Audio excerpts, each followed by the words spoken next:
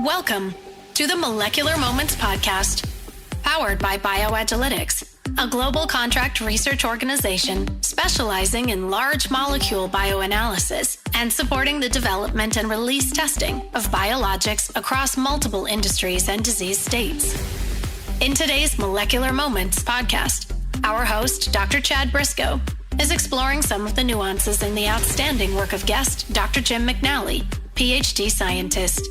Now, our host, Dr. Chad Briscoe. Well, I couldn't be more excited to be hosting my first episode today. Molecular Moments is going to be an ongoing conversation with interesting people involved in all areas of drug development. We're going to be talking about interesting developments in the industry, our guests' roles in the industry, and the factors that have contributed to their success. We'll be talking about science like scientists do, no watering it down. And also mentoring is a passion of mine. I'm looking forward to exploring the roles of mentors and mentoring with all of my guests. Today, I'm joined by my good friend, coworker, and bioanalytical superhero, Jim McNally. Welcome, Jim. Thanks, Chad. It's good to be here. Glad to be part of the first episode. Jim, can you tell me a little bit about your role at BioAgilytix? Sure. Well, for the two of us, we're co-chief scientific officers. For me, I come from a background of biotech and pharma, so I bring a perspective of being the customer and what I'm looking for when I'm trying to design assays to be a counterpart to you who brings the industry CRO perspective to it. So you had a journey, looking back from Mississippi through LSU, and you ended up in Massachusetts. So how does a Southern guy like you end up in Massachusetts in a fantastic career in drug development? Well, I guess the funny and probably real answer for a lot of people is it was the woman in my life. I met my wife in grad school. She was a Rhode Island native. We were both scientists, so we needed to find a place where we could both postdoc and find job opportunities. And Boston was a great area. It got us back closer to her family. And for me to be in a part of the country that I had never seen before. It's interesting, Jim. Actually, I could tell a similar story about how I ended up in this part of the country. So yeah. it's also the woman in my life. So you ultimately left the pharma research and joined a CRO, which is actually becoming a more common career path these days. So what made you decide to take that turn? For starters, I've actually, inside of pharma companies, kind of run a small CRO. In the time that I was at Pfizer, 5 years of building a bioanalytical group under Boris Gorovitz's team, and we really served that entire portfolio and ran assay development and validation for the Pfizer portfolio. So, Jim, you ultimately left a great 20-plus year career in pharma research and development to join a CRO, BioAgilytix. So what drove you to take that career turn? A couple of things, I think. For me, I had gone from relatively large companies into progressively smaller companies. So I was working on fewer and fewer projects. And after having the experience of working on such a large portfolio, getting an opportunity to work on different drug types, different disease types was really important to me. And I was very familiar with the BioAgilytix team, having worked with them in the past as a sponsor, and wanted to be part of that team. So I want to step back again to your academic career. So you're an immunologist. We sometimes joke I'm a chemist. So what led you down that path? Why did you pick immunology? It's certainly a fascinating subject space. You know, when I was in undergraduate, I took an immunology course as part of my biological sciences requirement core courses. Aced every test. Really enjoyed the professor. Was fascinated by the complexity of the topic, and it was so new and such a young space that there was so much to work in. It was an amazing opportunity to learn.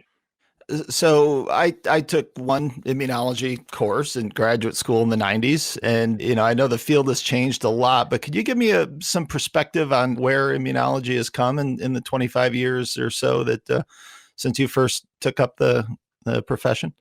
Yeah, I think when I first started, it felt very straightforward, even though it was fairly complex even at that point. Our understanding of the different cell types and molecules that were involved was interesting, it was complex, but has become even more complex because of some of the tools that we've developed for measuring it. So we can really fine tune our understanding of individual cell populations, the proteins they're producing, and how much of a relationship they have with the antigens and infections that they encounter. It's such an up and down balanced part of our body that you never fully understand all the pieces that are going on, which means you're always learning something new. So I'm a trained analytical chemist. So moving into a field like bioanalysis seems like a natural, right? Using instruments, measurement, and things like that. But going from an immunologist to a bioanalyst who's spending their time measuring the quantities and things related to immunology, how did that transition happen for you?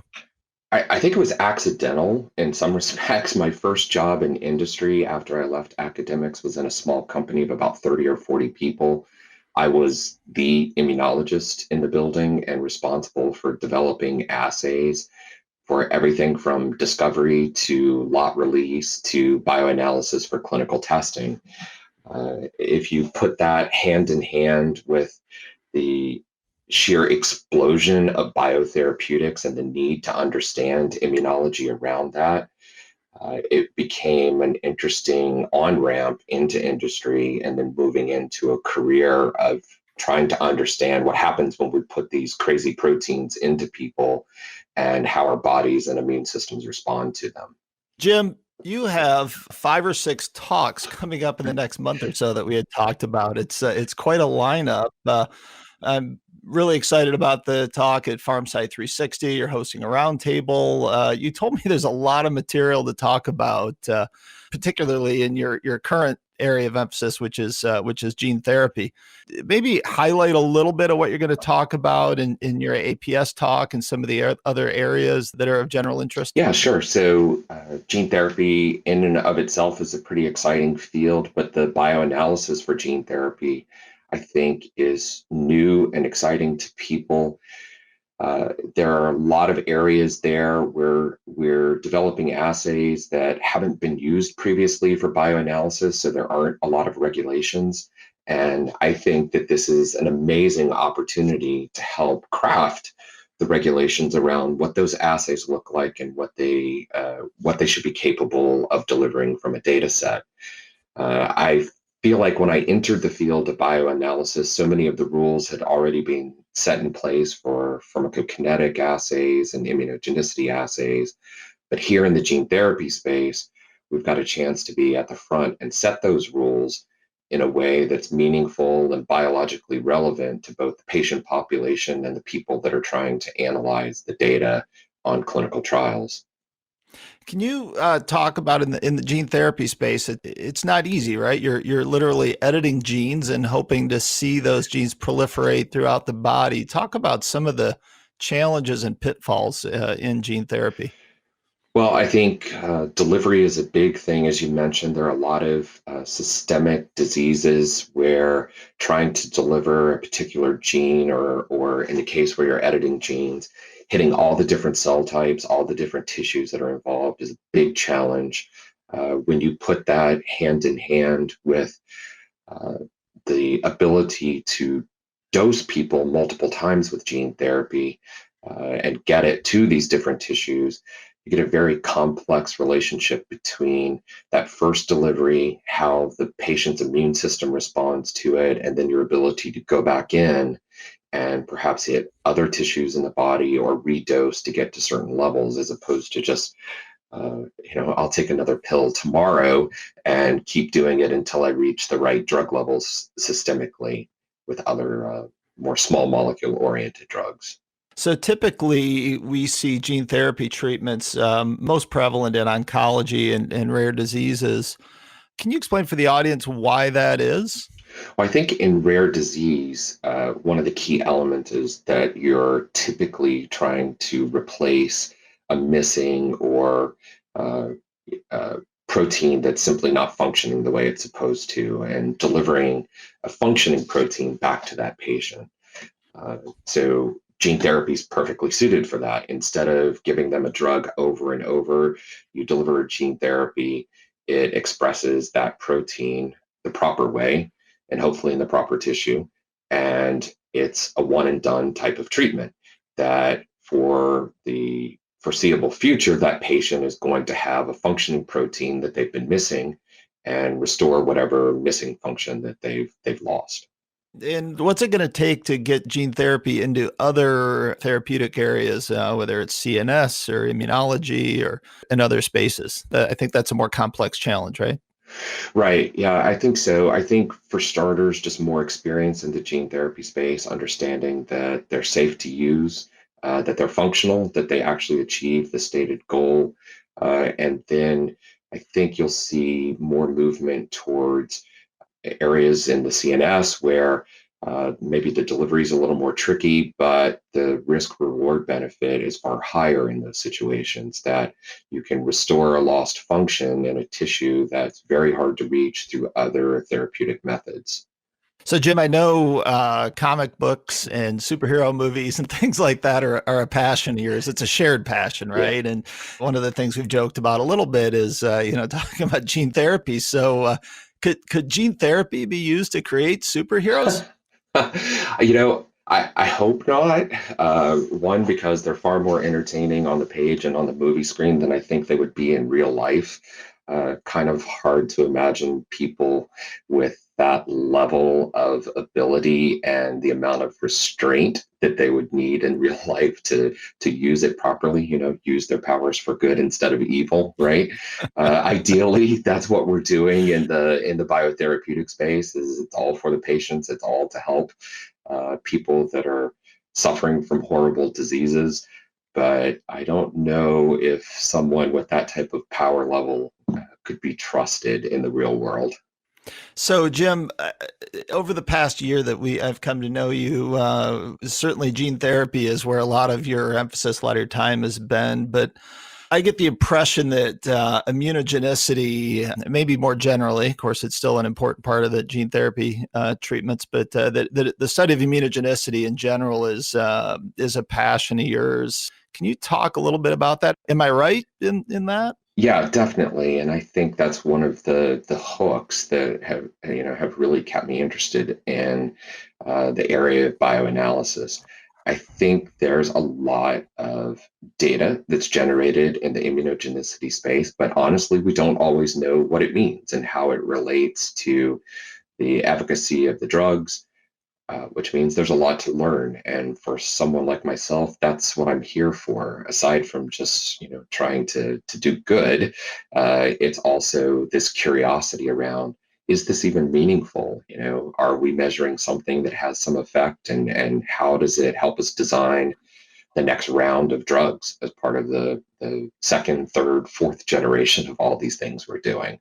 So that's great. I continue to learn from you every day when we have conversations about this stuff, and I really appreciate it. So we talked about you've over 20 years in drug development, number of pharmaceutical companies. One of the disadvantages, if you will, of my career in a CRO is that I don't really see these drugs to market. Right, I work on a part of the program, but could you highlight for me maybe a highlight of that pharmaceutical career, maybe a specific drug that you worked on that now is out on the market that's helping people treating patients?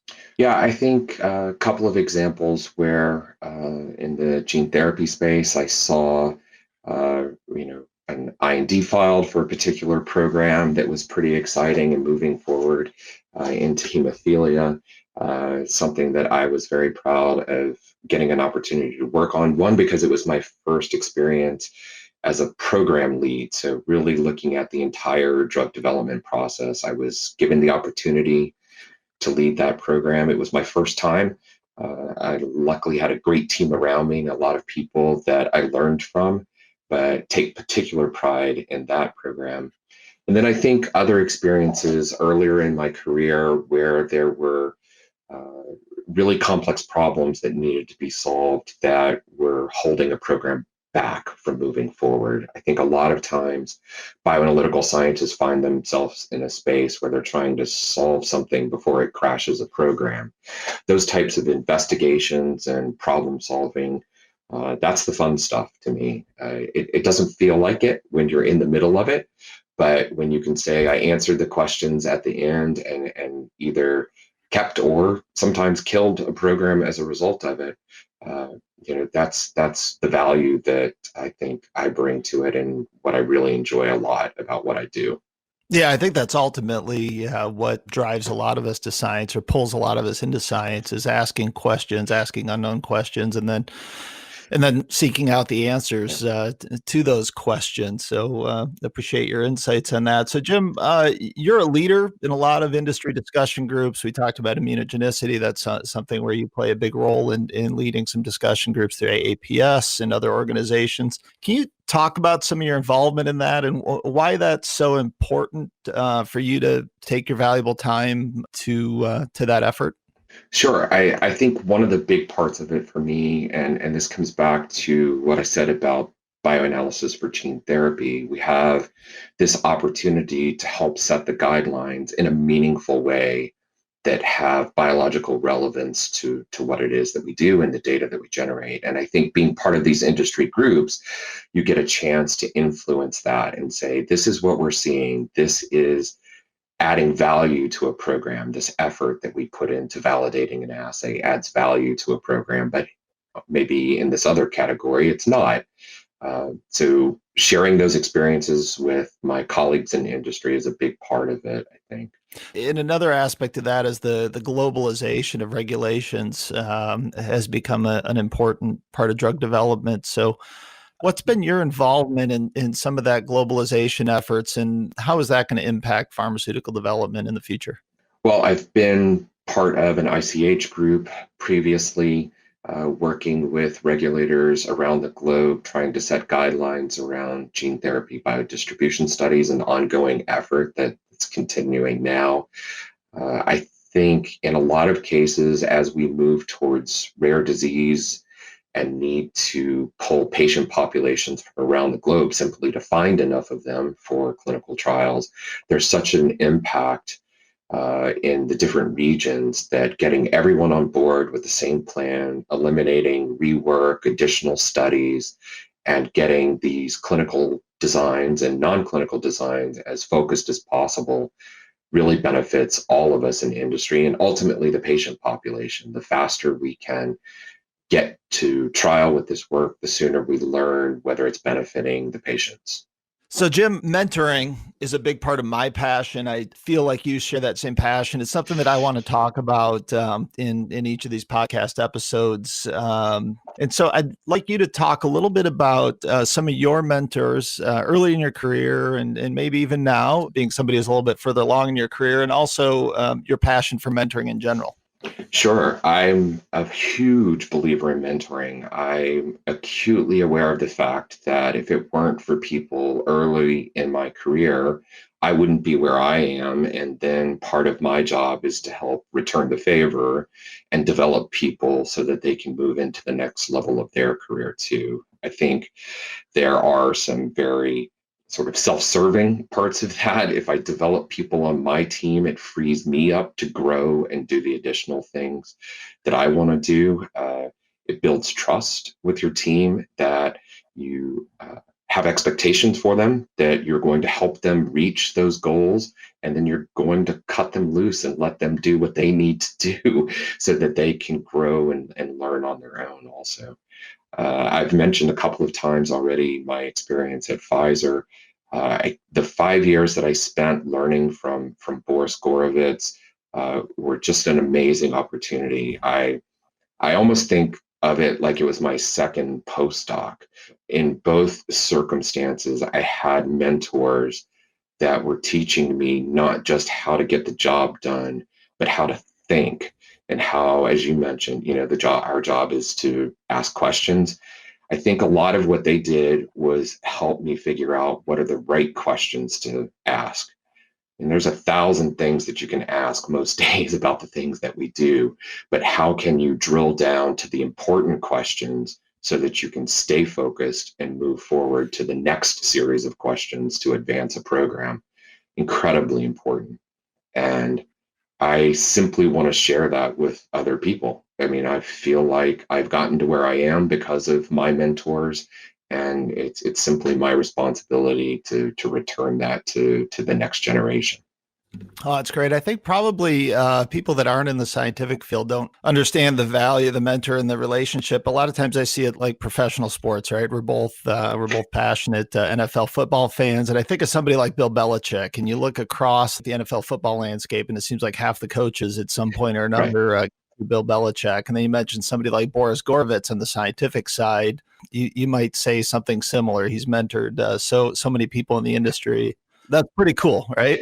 Yeah, it's funny you mention it. There are a lot of similarities there between Belichick and Gorovitz. I can't say that I've ever drawn that connection before, but amazingly direct, wickedly funny when they're maybe not on camera or off on the sideline, and a pretty powerful coaching tree that's come out of it, right? I mean, the number of people that are part of the team that we had at Pfizer that have moved on to their second and third jobs since then and have taken on leadership roles. Mhm. It's amazing. So yeah, it's a pretty strange parallel.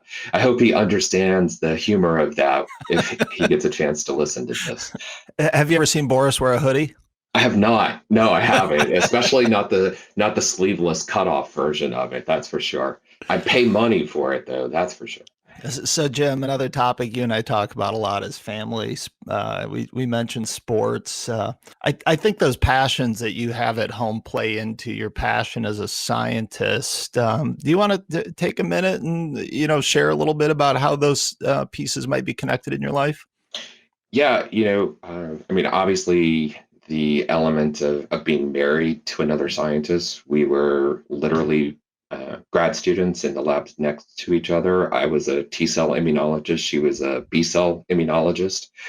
So we spent a lot of time talking about things. When we work around the house, we use scientific terms. We're not putting away leftovers. We're aliquoting the leftovers, things along those lines.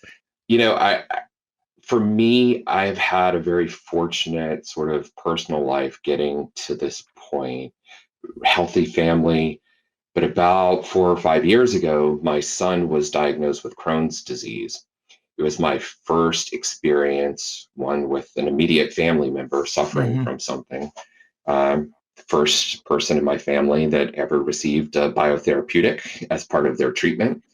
I went from being a bioanalytical scientist, which was kind of hard to turn off, but the father of a patient and listening to doctors talking about his anti-drug antibody levels against his Remicade to make sure that they weren't getting too high and neutralizing the effect of the drug that he was receiving every 8 weeks.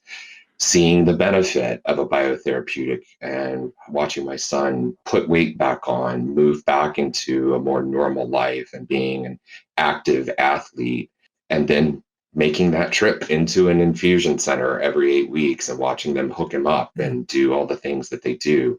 I will say that typically a couple of days after each one of those trips to Children's Hospital in Boston, they publish on the patient portal the data that's been collected from his samples. And I look at it as one part father and one part bioanalytical scientist, looking to see how his numbers are and everything that's being maintained there. Completely different perspective about what I do now and how important the quality of the data that we generate is to real people's lives out there. Yeah. Wow, Jim, thanks for sharing that. It's a personal bit, and I appreciate it. And it really does bring it home for us. So I'm going to transition to something a little bit lighter now. Well, Yeah. it is light. It hasn't always been, Yeah. and it wasn't in the early days. But now it is a success story. And it is something that I look at and say, thank goodness that I get an opportunity to be part of this industry and do something like that for someone else. And I'm thankful for the people that did it for me before we got here. It is part of why I'm acutely aware of every scientist that I help and train as part of all of this. They're going to be doing something like this for someone else. That's fantastic, Jim. So Jim, what's your favorite comic book? We referenced your passion earlier. What's your favorite comic book and why? Yeah, so at the most basic level, I'm a DC guy, not a Marvel guy. From the comic book standpoint, obviously the movies far and away, the whole Marvel universe is just something you can't turn away from. It's been an amazing thing. I as a kid grew up reading about this stuff, and to actually see it come to life on the screen, I'm just amazed. I never thought these things would happen. I'm a huge fan, both from a science fiction standpoint and from a comic standpoint, around time travel. So anything that's involved there, that's always a hook for me. I don't know whether it's just because I want to change things that I've done in my life, or be able to go back and rethink and edit things that I've done. But that's a fascination for me too. But I'm a Superman, Batman, Wonder Woman guy. It's the basics for me. That's fantastic, Jim. And I think you knew that this last topic was going to come up at some point, but it's known to those of us that have been on maybe 150 or 200 Zoom calls that you have a passion for celery. So I got to know, the celery is there. You're showing me the celery. So what is it about the celery, Jim? So one of the great things, right, about our new sort of remote environment is that I am constantly on calls. I do not really get a chance to leave the basement office. Once you get up and get on a call, it just doesn't stop, and you just go back to back to back. So the opportunity to sit down and eat is complicated. I also tend to just munch throughout the day anyway. So just having something at the ready that I can take a quick bite of and not immediately grab, a Snickers bar or something is an advantage. And I've actually liked celery since I was a kid. I don't know why. I don't know when it was the first time, but it's one of my favorite snacks. At some point, I'll probably tire of it. It'll become carrots, or it'll become snap peas or beans. I go through these phases with vegetables, but I don't know. Snap peas are good.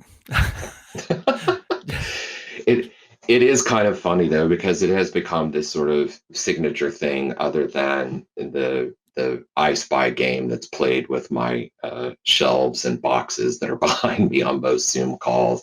Everyone trying to figure out what's back there. But I guess there are worse things to be known for. Eating too much celery. Jim, that's a funny place to leave it, but I think we're going to leave it there. I really appreciate the conversation. Like I say, over 6 or 8 months we've worked together, you've become a good friend and a fantastic colleague, and I couldn't thank you enough for being the first guest on the first episode of Molecular Moments. We'll have you back sometime down the road as we see things evolve in the industry, and we've got new and interesting things to discuss. Thanks so much. Oh, thanks. I really enjoyed it. You're also a great colleague. This has been a great 9 months so far of us working together. I'm excited to be part of this, and really excited to hear who the next guest is that you bring on. So looking forward to the next Molecular Moments. Thank you for listening to the premiere edition of Molecular Moments, powered by BioAgilytix. Subscribe to not miss an edition. In the next episode, Dr. Chad Briscoe will be speaking with award-winning scientist, PhD Jen Zemo.